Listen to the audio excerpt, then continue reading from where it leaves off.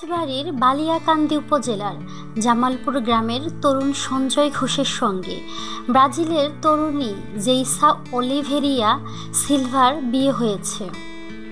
ঢাকায় অবস্থান করা সঞ্জয় গতকাল রবিবার সন্ধ্যায় বলেন, গত বুধবার সিলভাকে নিয়ে রাজধানী ঢাকার মিরপুর এলাকায় এক দাদার বাসায় উঠেছি।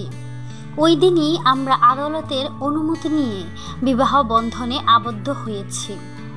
সিলভা খ্রিস্টান ধর্ম ত্যাগ করে হিন্দু ধর্ম গ্রহণ করেছে।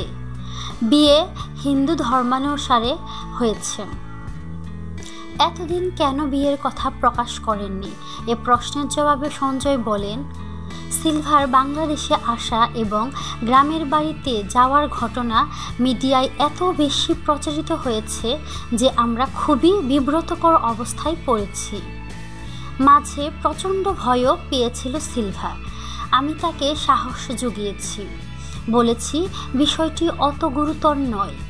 আমাদের দেশের মানুষ সহজ সরল, তারা এতে আনন্দ পেয়েছে, ফলে এত বেশি মাতামাতি করছে। বিয়ের পর সিলভা কেমন আছেন? সঞ্জয় বলেন, বিয়ের পর সিলভা ভীষণ খুশি।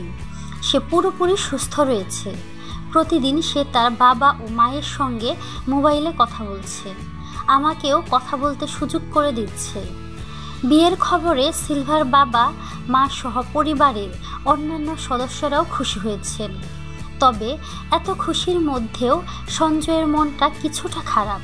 কারণ সঞ্জয় বলেন, মঙ্গলবার সিলভা ব্রাজিলে ফিরে যাবে।